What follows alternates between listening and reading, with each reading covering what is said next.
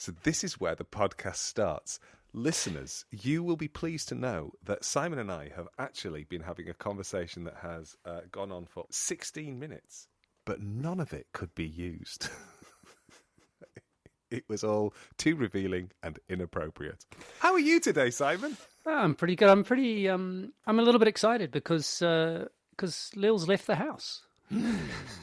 And Have I done anything special while she's been out? Well, thank you for asking, Lee. I went and bought some pastries and ate them both by myself. Ooh, also two made a pastries, humongous loaf of bread. I love that. Humongous. I also have a loaf of bread. Bigger than my arm. Wow! Yeah. When you say bigger than your arm, do you mean elbow to fingers or do you mean like shoulder to fingers? I reckon we're talking diameter here. Or would you rather radius or circumference? Oh, mate, this is all getting too complicated. You'll be telling me about the percentages of liquid in it in a minute. I reckon, yeah, I'm probably exaggerating already. It's probably about the length, the width, diameter is about the length of my forearm. A bit bigger. Gosh, Yeah. that is a big bread. It is heavy. What's the plan? I'm going to eat it.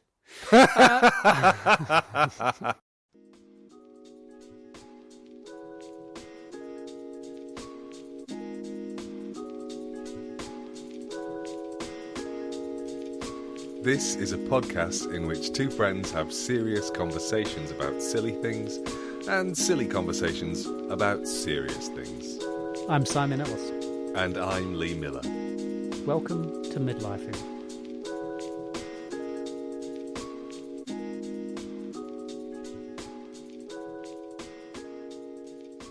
It is a huge loaf of bread. In fact, I might take a photo of it for the show notes just for a laugh. And I have to put something of identifiable size next to it to give some sense of scale. I believe gentlemen these days use a Coke can for scale.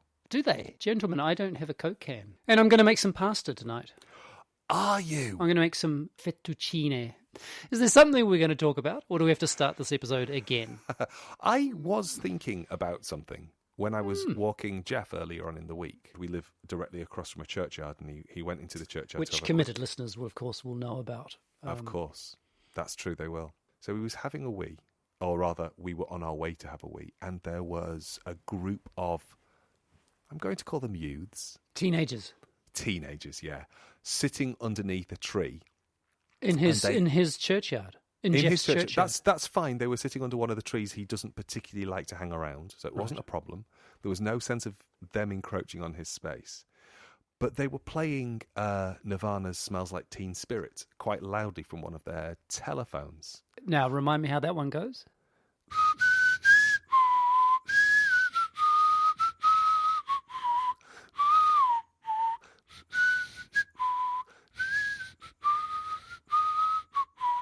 Hello, that one. Yeah. Anyway, so they were playing that out loud, and they were. It really picks up at one point, doesn't it? Where the lights out, it's less dangerous. That one. Yeah.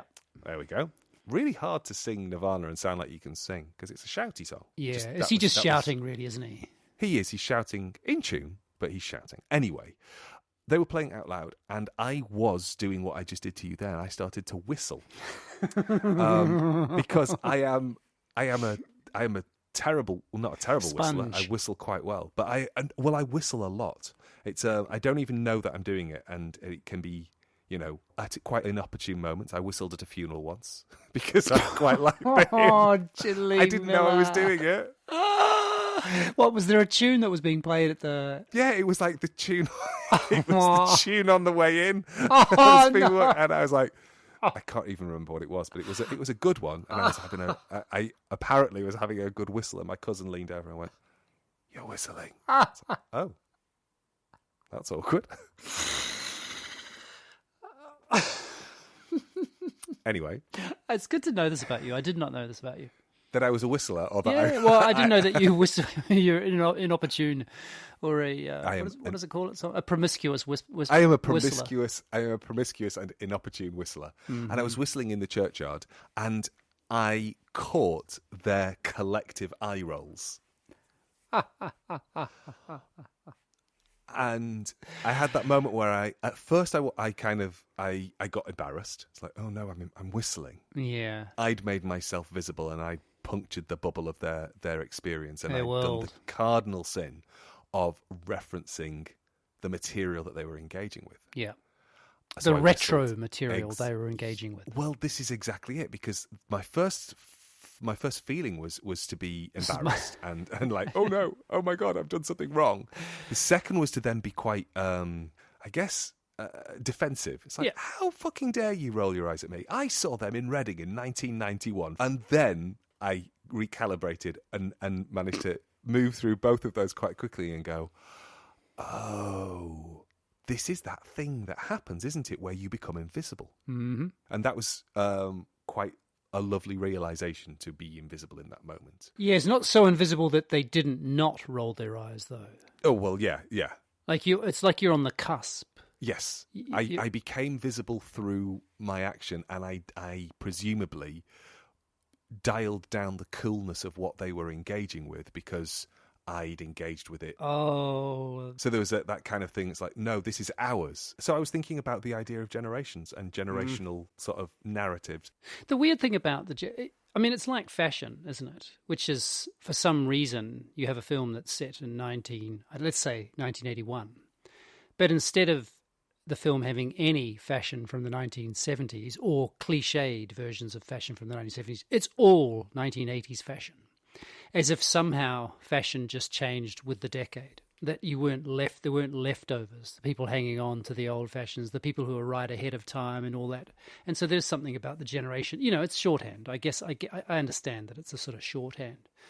But the weird thing, for example, about Generation X is that, so I was born in 1968, and my niece, who was born in 1980, so 12 years after me, we're both Gen X. She's right on the cusp, isn't she? She's right on the cusp, exactly. She would be considered either very late Gen X or Gen Y. One of the things that, or millennial. Millennial, sorry, yeah. Well, no, Gen Y is also, that was what they were initially called before millennial kicked in. But the thing that I was reading about today, I can't remember, it might have been in The Guardian, it might not have been, but the idea of the geriatric millennial, people born between 1980 and 1985. So the very oldest. Oh, they're very specific. Yeah. Oh. They are considered to be, according to this thing that I was reading, they are considered to be the best people to have in your workforce because they can negotiate both analog and digital narratives with equal capacity. Aplomb. They don't have, aplomb, that's a much better word. They don't have that slight lag or delay that most Gen Xers will have when it comes to digital landscapes, or boomers will have when it comes to digital landscapes, even if they've taught themselves how to engage with them. They're bilingual in that sense of analog digital. Oh, I really like that story, though, about the kids in the park, because this came up. We actually had, Lil and I went to some friend's place on Sunday for lunch. Into their home? Well, not into, because that's not it. We went through their home into their back garden and sat in the back garden. Yeah, and so we trod carefully through their house, didn't touch a surface, and sat in their back garden and ate food. Although it was comically... I'll get to the point of me telling you the story, but I baked them some bread, and they brought this bread out, as people do, because it's special. It's not, it's just a loaf of bread, but because people don't tend to bake their own bread, it becomes like a special thing, like you've baked a cake. Yeah. Came out on a wooden board with a knife, and I took one look at the knife, and I thought, there's no fucking way that knife's getting through this loaf of bread. And so there's talk about the most socially awkward situation of me sawing this loaf of bread and the entire table rocking. He was lovely because he was saying, maybe you should just cut it in half and then to quarters. And he was really saying, I think that'll work. And I was thinking, just get a fucking better knife, mate. And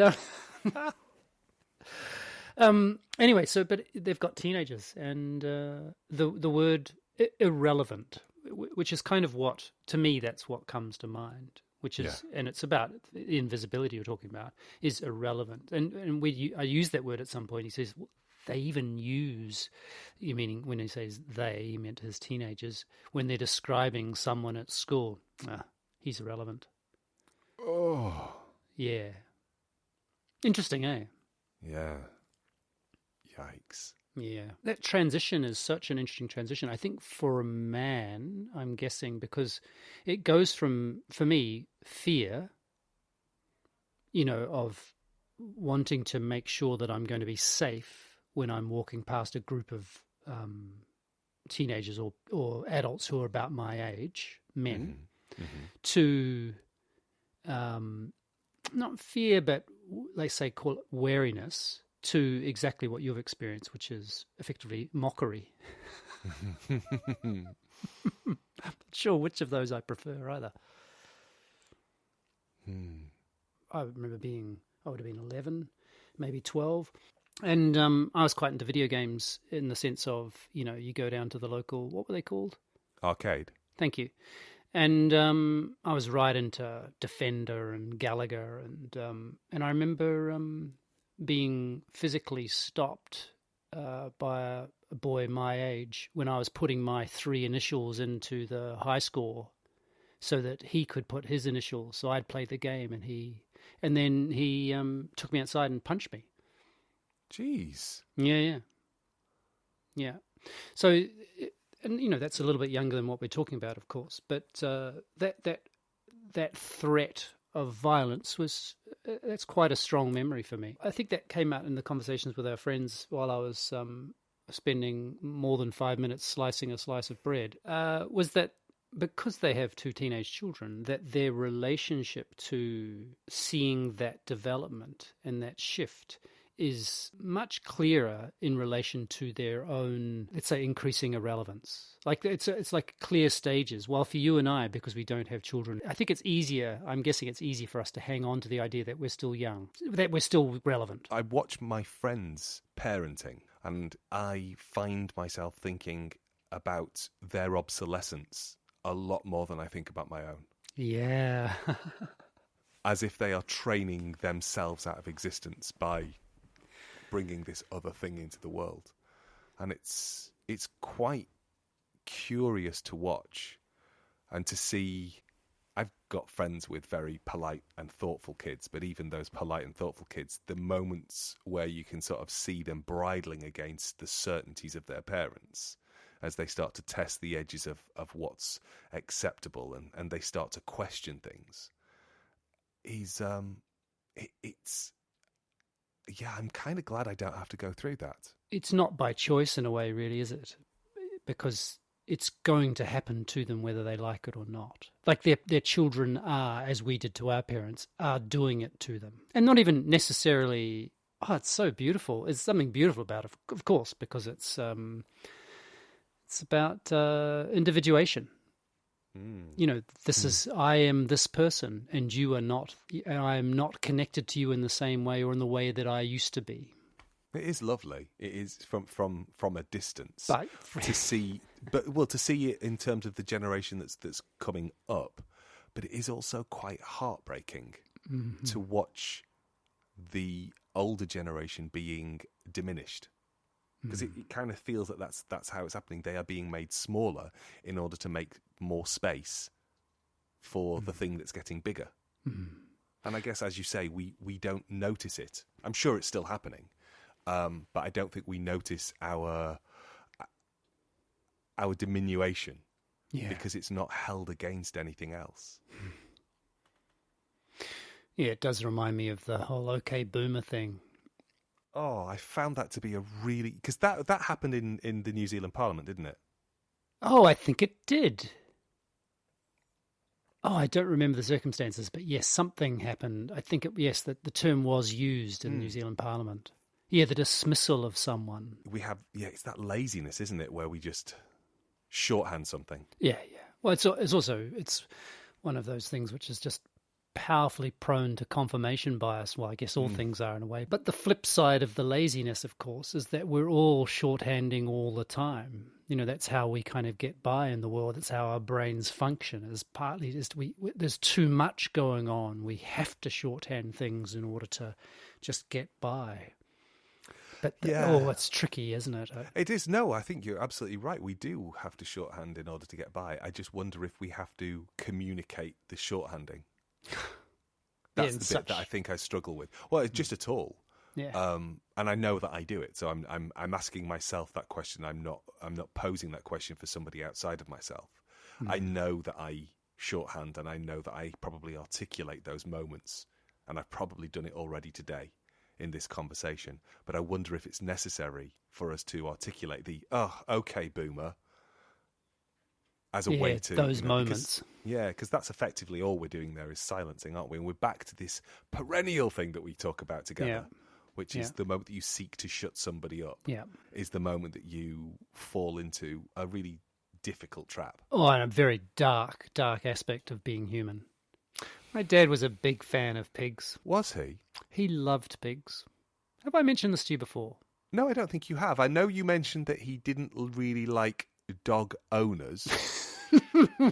But he loved pigs. But I didn't know.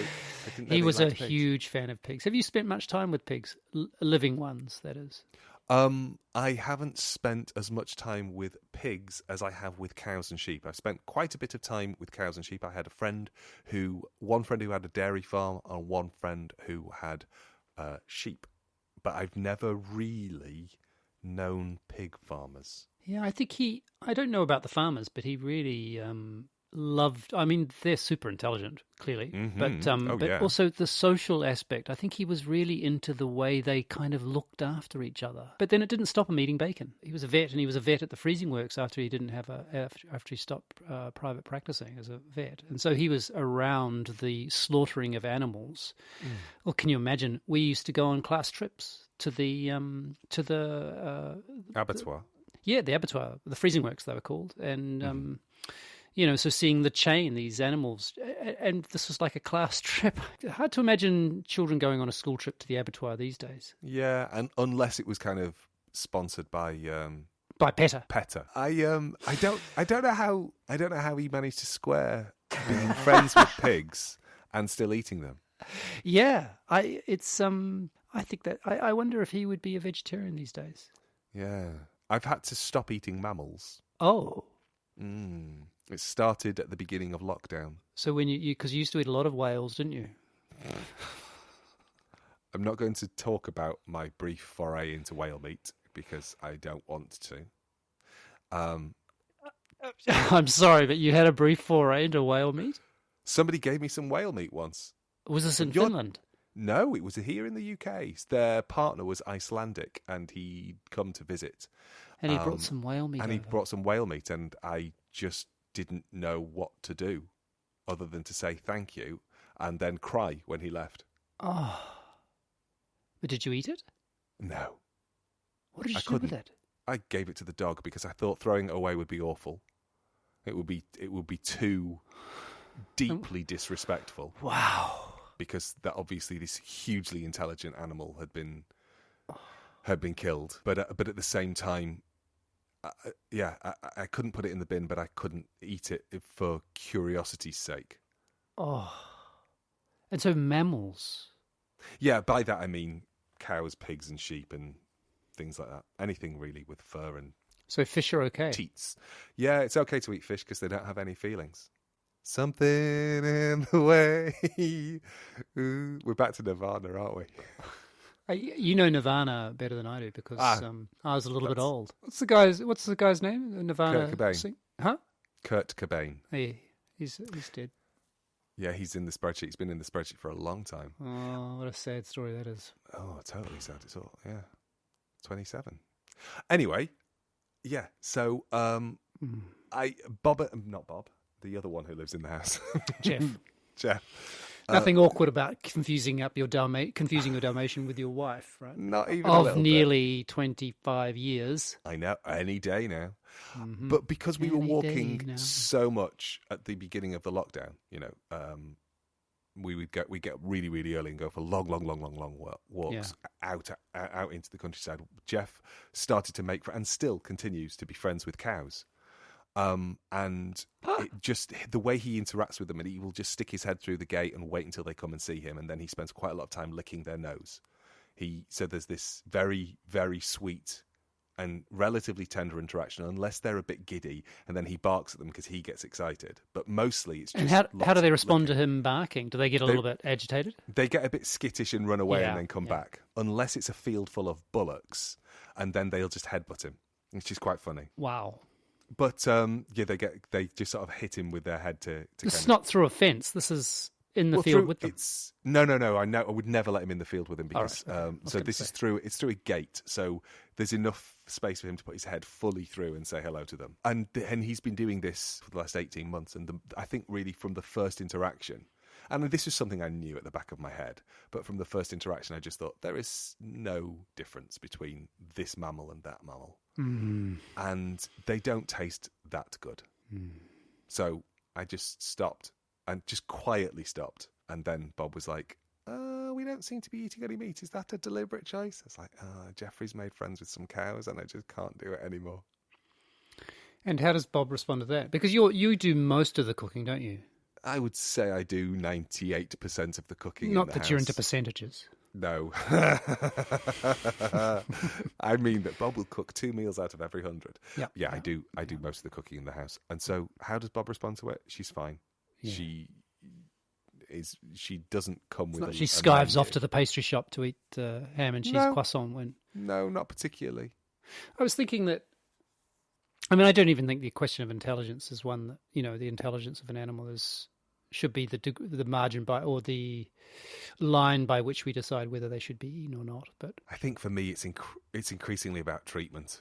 I think the massive industrial complex of, and I'm perfectly aware that the organic cows that are destined to be slaughtered that I meet on my walk are having a much better life than those that are being factory farmed. I understand there is a significant margin of difference, but I also sort of think if I just contribute to any of it, it's for me. I just can't make sense of it anymore. Yeah, I remember scuba diving one day and being nibbled on the nose by a fish. I was in a big school of fish, and a little fish came out to me with just such. I mean, who knows? I'm all sorts of. This is a bit of a theme, anthropomorphizing, but it was a little bit like, look at you, chop chop chop chop, and I have to say I did have this fish. I'm increasingly struggling with. Really? Yeah, I just it's.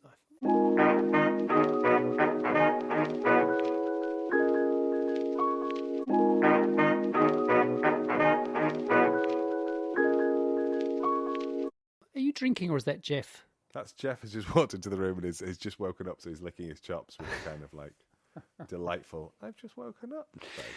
Hey, I was thinking, changing the subject slightly, that what we're doing here is we're just having conversations, aren't we?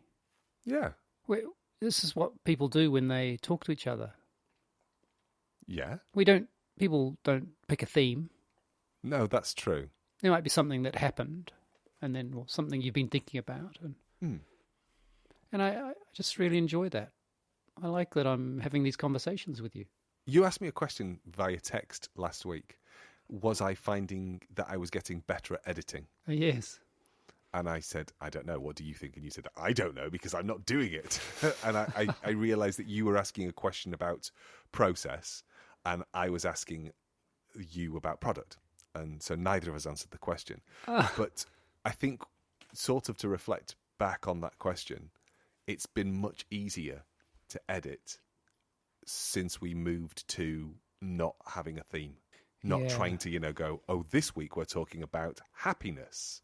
We didn't, and that wasn't a conscious decision either. No, was it? It wasn't. No, it wasn't. I think it was just we were trying to find our feet of how we were going to get going, because I guess we didn't trust ourselves to be able to fill enough time. It's like we've never met each other. Yeah.